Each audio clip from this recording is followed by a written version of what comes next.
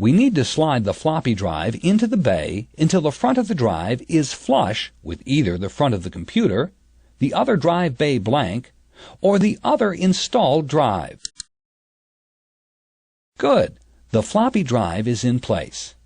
Before doing anything else, we need to install the mounting screws to ensure that the new floppy drive is securely mounted to the computer chassis. This computer chassis uses 2 screws on either side of the drive bay to mount the floppy drive. Let's go ahead and secure the drive.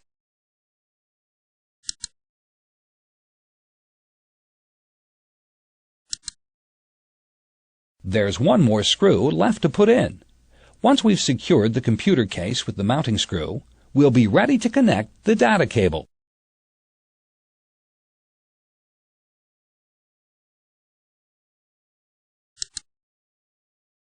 Before we plug the data cable into the back of the floppy drive, we'll need to locate the connector that's attached to the cable on the same side of the twist at the connector plug that attaches to the system board. The twist in the cable differentiates between drive A and drive B in a dual floppy drive system.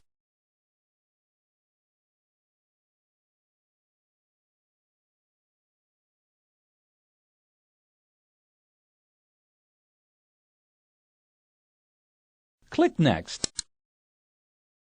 The female plug on the data cable has a guide in the middle of one side that lines up with the groove in the male plug on the floppy drive. This design ensures that the plug faces in the right direction when connected.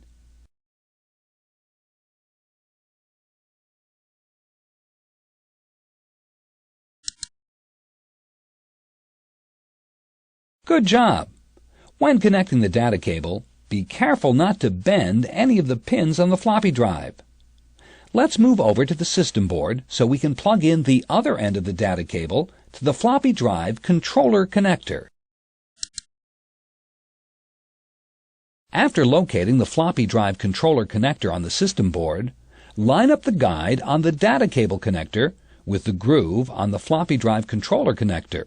Again, be careful not to bend any of the pins on the connector.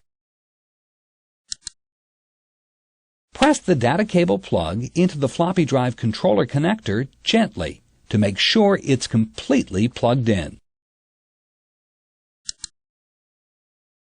Good job! Now we're ready to reconnect the floppy drive's power supply. It's located at the back of the floppy drive. Let's move over to the floppy drive.